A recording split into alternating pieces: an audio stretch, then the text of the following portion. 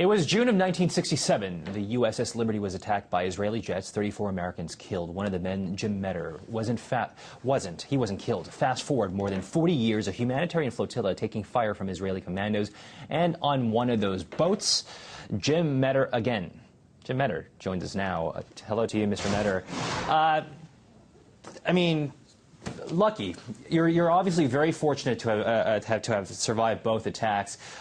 What does this tell you, in your opinion, after having survived both attacks? What does this tell you, if anything at all, about maybe the way the Israeli military handles its dealings? Well, the name is Joe in the first place. Joe, I'm sorry. Excuse me about that. No problem. They're very inept.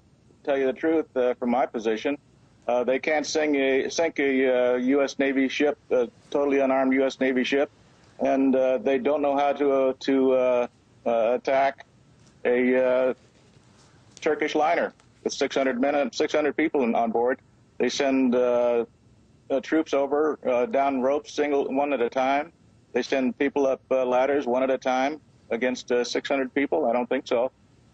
Mr. Meadors, apologies once again for calling you Jim rather than Joe. But what about in terms of just the force at which the Israeli military responds to a perceived attack? Well, in the first place, it was an illegal attack. We were on the high seas conducting legal activities, and they admitted that they closed the area for military purposes, but we tried to find out the boundaries of that area, and they wouldn't tell us. So regardless of where we were at, we were in their territorial waters, so to speak. So they violated that law. And was that the case? I'm sure they're violating it. Was that the case back in 1967 on the USS Liberty, that they had, at least in your opinion, they had violated international waters also? We were in international waters ourselves. They violated a number of laws. One, they had used unmarked aircraft. They jammed our radios on U.S. Navy tactical and international maritime distress frequencies. They machine-gunned life rafts in the water. They refused to operate immediately upon cessation of hostilities. And the U.S. government violated international laws as well when they ordered 2 flights of rescue aircraft recalled while we were still under attack. When you consider go ahead, I'm sorry, I didn't mean to cut you off. No, I was going to say there's violations of law to go all around. When you consider what had happened to you just over this past weekend and also back more than 40 years ago, is there anything that you want the public at large, whether they be the American public or the worldwide public, is there anything you want the public to know about the Israeli military? To me, it's like a Chinese fire drill. They're purported to be the best in the world, but when you go up against them, they're just a bunch of ragtag people who think that they can do no wrong. Every time they speak, they say they don't break any laws. They always abide by international laws, but they break them with impunity, and the U.S. government's not going to hold them accountable. Nobody is. You use that word, which I was going to bring up, impunity, and I'm guessing at this point you're also going to add the word recklessness to the way they handle their matters as well. I think that they admit that they were not reckless, but the plan was ill-conceived and wasn't carried out very well. So I think their investigation, if they hold one, and they're going to claim they did, but they claim they had an investigation of the USS Liberty, but they said, hey, machine gunning of life rafts, nobody did anything wrong. So the investigation that they hold is not going to be the complete one that we would hope it to be. And at this point, and I know you had kind of touched upon it just a couple seconds ago, what do you expect from this investigation into the latest incident?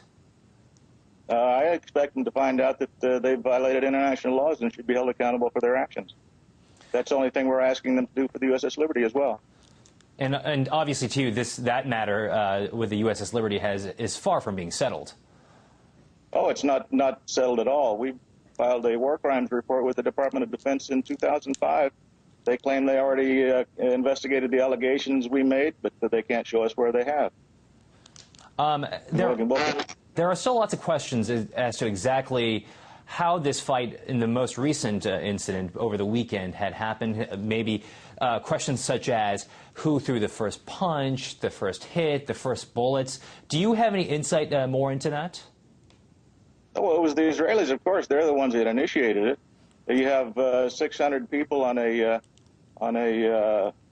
liner, and liners, you know, they carry passengers. Passengers eat. Passengers have forks, knives. The cooks have very large knives to cut the meat and stuff like that. So that becomes a deadly weapon. That becomes a pre-staged weapon in the Israelis' eyes. And of course, the only story that we get from the Israelis is, you know, the only video we get is from the Israelis, because they confiscated all of media's cameras. My camera was confiscated. They confiscated media's pens and pencils, so they couldn't record it. But they had plenty of video cameras to record their side. And who knows if that tape that they showed repeatedly on YouTube and on television stations around the country, how do we know that hadn't been doctored? Has anybody analyzed it? But what about this thought from IDF that says, well, look, this is a boat. We don't know what's on this boat. We don't know what they're carrying on these boats. Do you have a response to that notion that the IDF is selling out there? Well, the cargo was inspected by Greece and by Turkey before it was loaded.